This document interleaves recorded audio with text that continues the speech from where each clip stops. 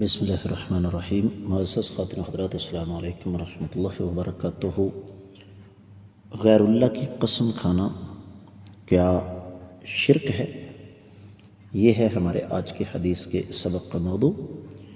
مشکوٰۃ المصابیح کتاب الایمان والنطور 3424 حدیث کتاب میں اور 14 باب میں الفاظ سماعت فرمائیے گا۔ وعن ابن عمر رضی اللہ عنہما قال سمعت رسول اللہ صلی اللہ علیہ وسلم یقول من حلف بغیر اللہ فقد اشرک رواہ الترمذی۔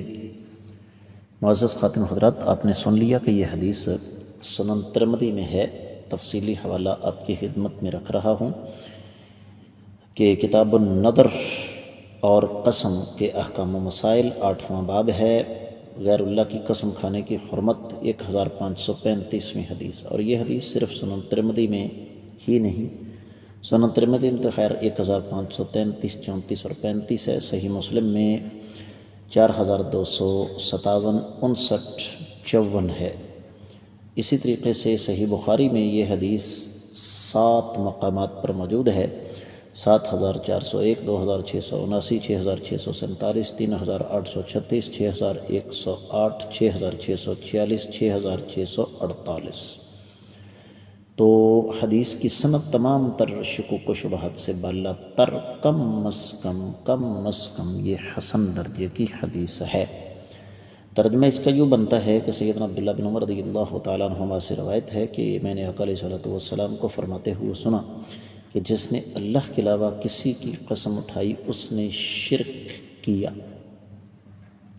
تو اس کا مطلب کیا ہے معزز خواتین حضرات؟ کہ اصل میں اور آپ اچھی طرح اس بات کو جانتے ہیں کہ انسان اور اس کے پیدا کرنے والے کے درمیان جو سب سے اہم چیز رابطے کے لیے ہے وہ ہے توحید۔ اور سیدنا نوح علیہ السلام سے لے کر کائنات کے امام صلی اللہ علیہ وسلم تک جتنے بھی انبیاء تشریف لائے، انہوں نے دراصل انسانیت کو توحید کا سبق پڑھایا۔ تو چھوٹی سے چھوٹی چیز جو شرک ہے اس سے منع فرما دیا گیا۔ صحیح بخاری مسلم کی حدیث ہے: من کان حالفا فلیحلف باللہ او لیصمت۔ جو بھی قسم اٹھانا چاہے وہ اللہ کی قسم اٹھائے یا پھر وہ خاموش رہے۔